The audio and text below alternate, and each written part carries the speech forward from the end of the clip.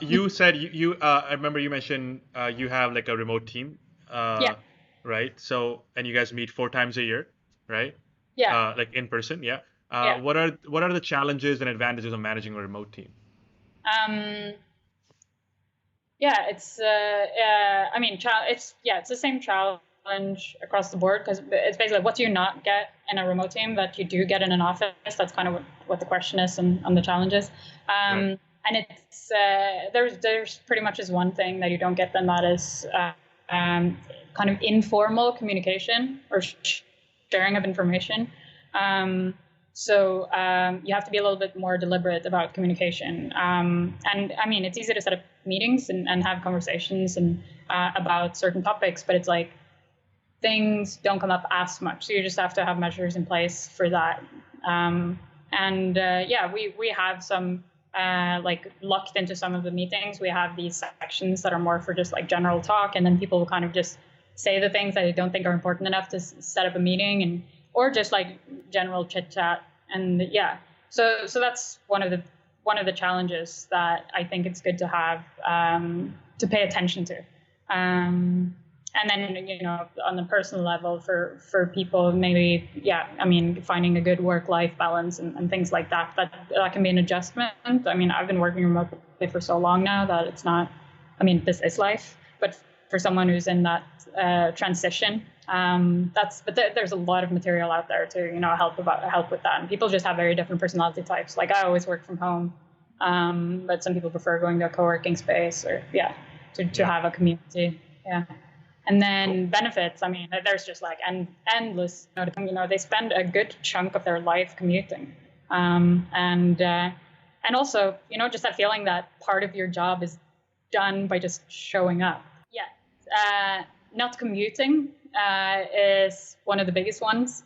Someone who has a job that's an hour, 30 minutes away, end up spending a big chunk of their life commuting, and it's kind of part of your workday, right? So you've already done a little part of your job when you've just showed up. I think that's a feeling. But with remote work, it's output is everything.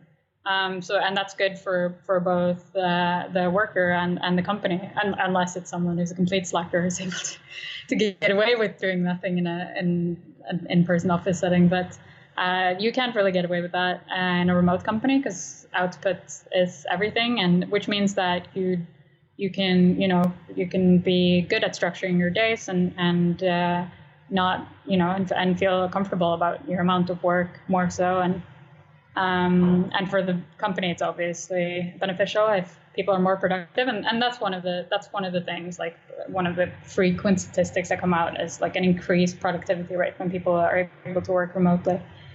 Yeah, and then Cool. it's just, I mean, think about parents and having kids and that kind of thing. So, being able to be around your kids. I mean, obviously you're working too, but that's a big one. Not having to send the kids to daycare, or like having to make sure that fits with the schedules.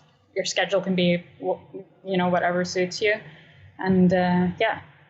Another You know, challenge is time zones. So I mean, if you do global hiring, that's, yeah, a lot of companies don't do global hiring yet, but yeah.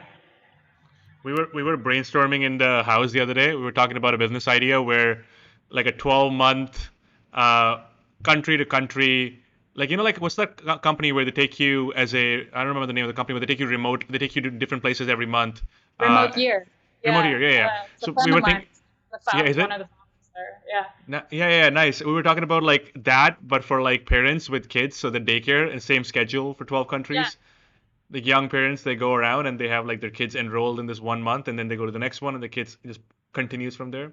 Yeah. That's a business idea happening in the future. Yeah. Sounds awesome. I mean, that's another thing. I think we're going to, just the internet enables us to do so many things and to kind of ignore countries and borders, even though they're still there. And I Yeah, think like schooling is going to change completely as well, education for the much better, and in particular in terms of access. Yeah.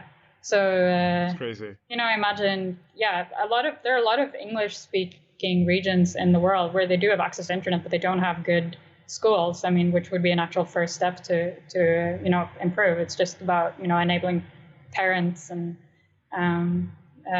helping them with just having access to the right material. Yeah.